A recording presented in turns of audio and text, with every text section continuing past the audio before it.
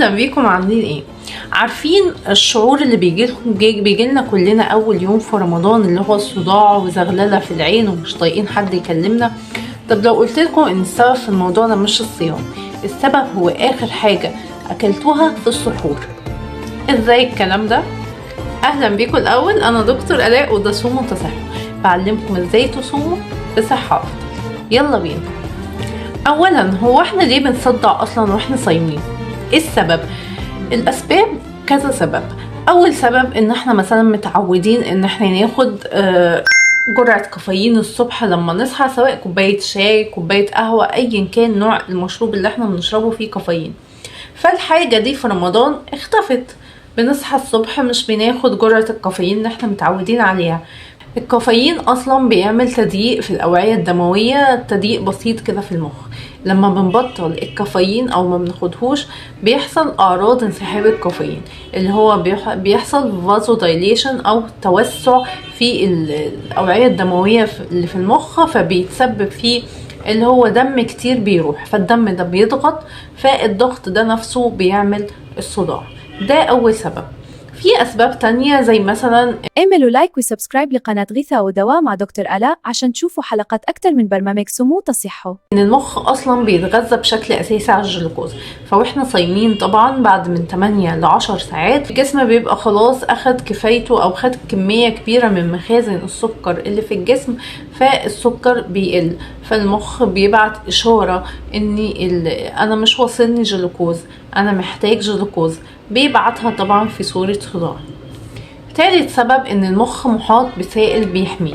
لما احنا بنفضل فترة كبيرة ما نشربش، فقلة السوائل دي بتسبب ضغط في المنطقة اللي عند المخ طبعا، لان السائل ده برضو بيقل، فده بيتسبب في ان الخلايا تكرمش بشكل بسيط، الخلايا اللي حوالين المخ، وده بيشد الاغشية الحساسة في المخ وبيسبب الصداع اللي احنا بنحس بيه. طيب دي اسباب الصداع. ازاي بقى نخفف الصداع ده، او ازاي من اليوم اللي قبله؟ انا نزلت لكم الحلقه دي النهارده عشان نعرف هنعمل ايه النهارده عشان نتفادى الموضوع ده بكره، يعني من اول يوم صيام ان شاء الله هيبقى صيام حلو ومش متعب لينا. حل الصداع ده اول حاجة ان احنا نبتدي نأخر الشاي، القهوة اللي احنا بنشربها. طبعا ده في الموضوع ده فات ميعاده، بس احنا دلوقتي نحاول برضو نأخرها، لان كل ما اخرناها كل ما احنا مش هنحس بصداع قوي في ايام في وقت اليوم نفسه، لان المخ خلاص بيتعود على المواعيد الجديدة.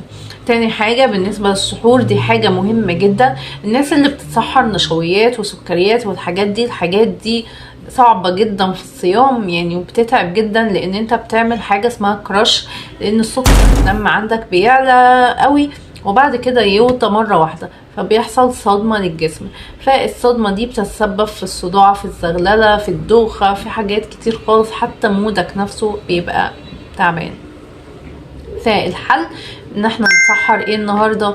نتسحر بروتين ومعاه دهون صحيه، زي ايه مثلا؟ زي مثلا فول بزيت الزيتون، زي بيض بالسمنه البلدي او الزبده الطبيعيه الحيوانيه، ومعاه حته خيار، جبنه قريش.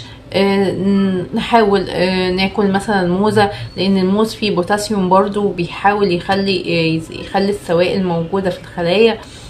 زبادي، الحاجات دي، الكلام ده بيخلي مستوى السكر في جسمك مستقر قدر الامكان طول اليوم. تالت حاجة ومهمة جدا، التدرج في شرب المية.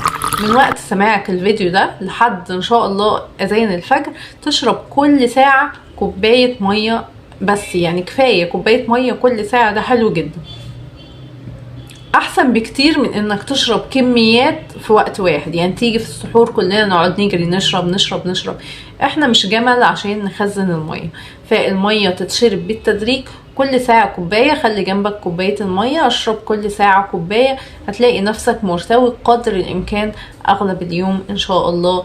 تاني يوم في كمان حاجة كمان، بلاش مخللات وجبن حادقة في السحور، لان الحاجات دي بتسحب المية وبتخليك عطشان خالص طول اليوم وبتسبب جفاف، والجفاف طبعا بيأثر على كل وظائف الجسم وهرموناتك وانزيماتك والصداع وكل المشاكل، اغلبها سببها الجفاف في الصيام. لو عجبك الفيديو ما تنساش تشيره وتبعته لصحابك اللي بيعانوا من الصداع في رمضان. نلتقي على خير ان شاء الله في حلقة جديدة من صوموا تصحوا، وما تنسوش تعملوا لايك وسبسكرايب عشان توصلكوا باقي حلقات البرنامج. شكرا لكم، السلام عليكم ورحمة الله.